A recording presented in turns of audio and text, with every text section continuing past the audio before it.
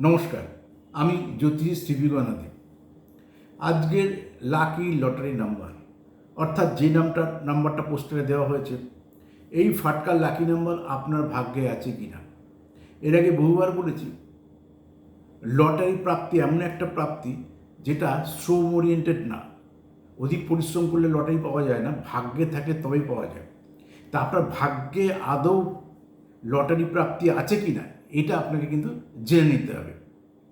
Lottery কাটার কতগুলো নিয়মের মধ্যে যেমন ফাটকা লাকি নাম্বারটা আগে জানতে হবে, তারপর ব্যাকটা কী হবে, ডান দিকেরটা কী থাকবে, যোগফল কী হবে, আপনি কোন তিথি নক্ষত্রে বাড়ি থেকে বেরিয়ে লটারি কাটবেন, কোন টাইমটা আপনার জন্য আইডিয়াল টাইম, কোন সময় কখন টিকিট কাটবেন, সকালের টিকিট কাটবেন না দুপুরের কাটবেন না রাতের কাটবেন, এর টাইমটাও কিন্তু ভাইটাল।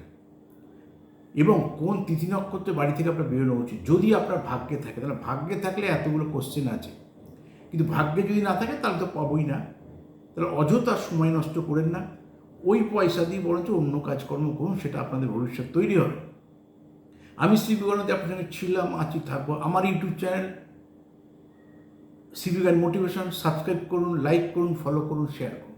পেজ ফেসবুক পেজ শ্রীবিগনাদি বহু দেখুন, 1 ঘন্টা করে ইউটিউবে আমি পেজেও লাইভ করি, প্রায় ম্যাক্সিমাম দিনই 2 ঘন্টা। সকাল দুপুর 2টো ফিক্সড টাইম, আর রাত 9টা ফিক্সড টাইম। আগে রাত 8টায় করতাম, এখন চেম্বার থেকে তাড়াতাড়ি রেকর্ডিং করে ফিরতে পারছি না।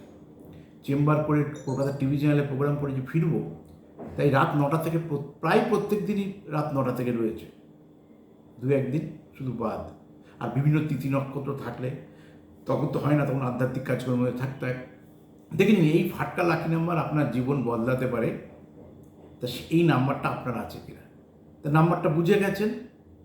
যদি ভাগ্যে থাকে তবে এগোবেন, না হলে করজোড়ে নিবেদন করব, লটারির টিকিট কাটা থেকে বিরত থাকুন। বিরত থাকুন মানে বন্ধ রাখুন।